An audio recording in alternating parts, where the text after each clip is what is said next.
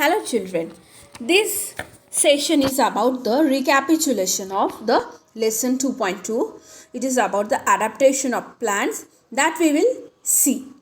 So before going to start the features that the different plants are having, I would like to tell you few terms like the habitat. What is habitat? The region where a living thing lives or grows naturally is called the habitat.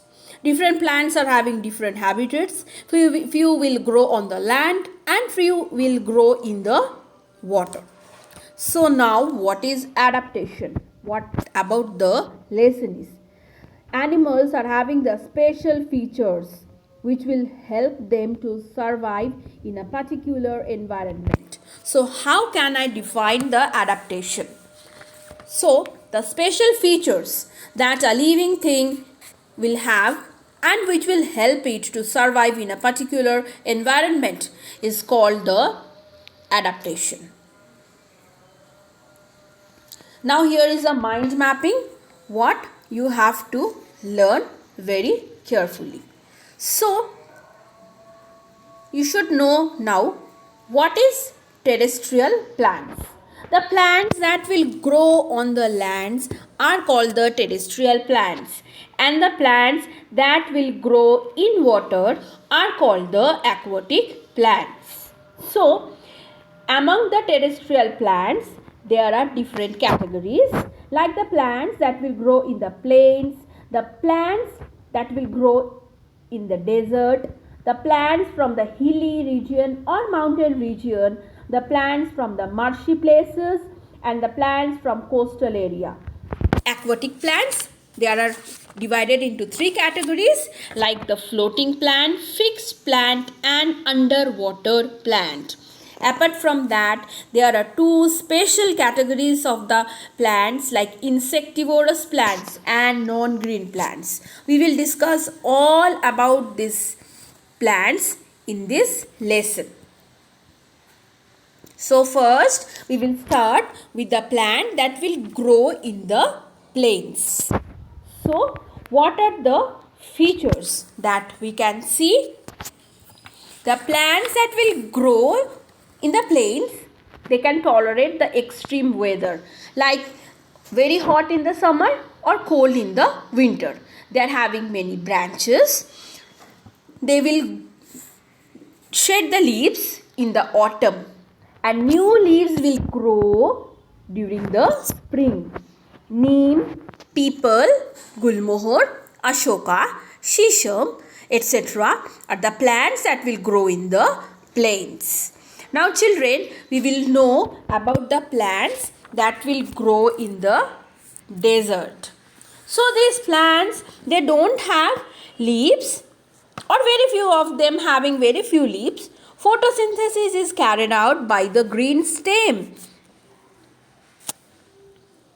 They have thorns, or you can say it is the spine. They store water in the stem which is very fleshy. Example will be the cactus, babul, kikar, date palms, etc. These plants are also having very long taproot. It is about 7 to 10 meters long that will reach to the groundwater level.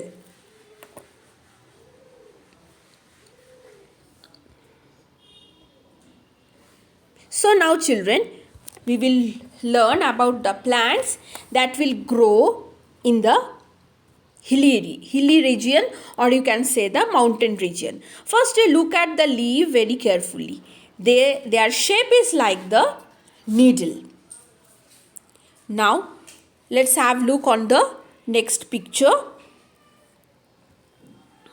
These plants will bear the cone. Here I am showing you the picture of pine cone.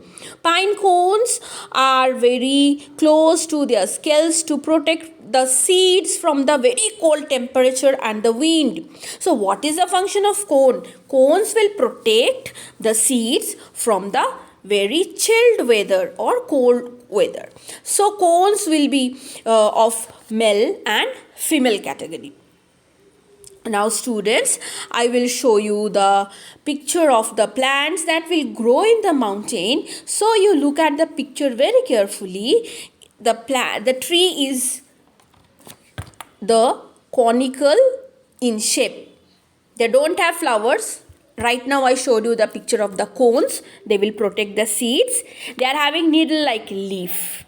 Okay. Now you will see the picture of the plants that will grow in the marshy area. So what is marshy area? The places where the soil is very sticky and clayey, they are called the marshy or swampy area.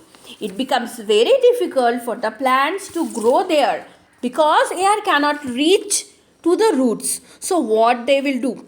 The roots will come out from the soil, and at the tip they are having small holes for breathing. So these roots are called the breathing roots and they are called the pneumatophores. These plants can be seen in the Sundarban. Mangrove tree is the example of this category. Now children, I will show you the picture of the plants that will grow in the coastal area. We all know that coastal area is very hot and there is the wet climate. So the plants that will grow here, they are having some special character. They are having plenty of leaf. Here is a picture of coconut tree. You all know that coconut tree having a plenty of leaves. They will not shed the leaf throughout the year. You have to remember, they will not shed the leaves throughout the year, and they can grow in the presence of salt water. We all know near about the sea, the water, soil, it will be salty. So these trees can survive in the salty water as well as in the soil. So now children, here comes the aquatic plants. These plants are divided into three categories like floating plants, fixed plants and the underwater plants. Let's talk about the floating plants. Duckweed, water lettuce, water hyacinth. They are some floating plants. So these plants have fibrous root. Fibrous root means they are having the bunch of root. You can see it is not stick to the ground level. They are green. They are having chlorophyll on the upper surface of the leaf. And the floating plants are very light and spongy so that they can float in the water. In the picture you can see the plant is just up of the water level. So it can float, it will not sink. So next we will learn about the fixed and underwater plant. Fixed plant example will be the lotus and the water lily. So let's start that. These plants have the roots that is fixed in the ground or the bottom of the plant. They have very thin and hollow stem. It means inside the stem nothing is there. Leaves of these plants are very broad. They are having a waxy coating on the surface of them so that the leaf will not rot due to the water. Okay, water lily and the lotus are the common example. Now I will talk about the underwater plants like hydrilla, pondweed, tape grass are some underwater plants. Such plants are completely submerged into the water. It means they are inside the water. Their leaves are very thin and they look like ribbons. They will absorb the carbon dioxide given out by the aquatic animals for the photosynthesis, and they will prepare their food. So children, now a very interesting fact. I will show you the picture of a pitcher plant. So this plant will eat the insect. Therefore, we will call them the insectivorous plants. These plants will eat the insect we'll call them the insectivorous plants. The tip of the leaf is modified into a lead. It looks like the lead, okay, which can open and which can close also. Once the insect enter here, the lead will close and the insect gets trapped inside. We'll discuss about one more example. It is called the Venus flytrap.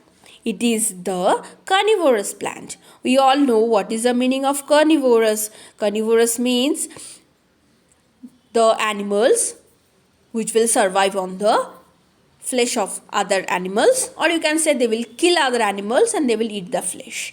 So this plant is called the Venus fly trap. You can see the leaf has been modified and inside the leaf a frog got trapped. Now the plant will eat the frog. So they are the carnivorous plant.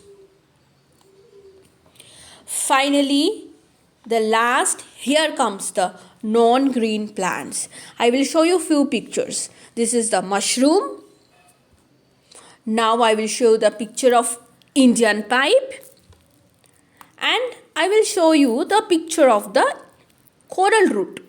So children, what are the speciality of these plants? They all don't have the chlorophyll. Remember, they don't have chlorophyll. So how they will make the food? They will get the food by absorbing the nutrients from the dead plants and animals. So they are called the saprophytic plants. As they are not having the chlorophyll, we can also tell them the non-green plants. So children, here I am going to finish the session. Thank you for hearing me.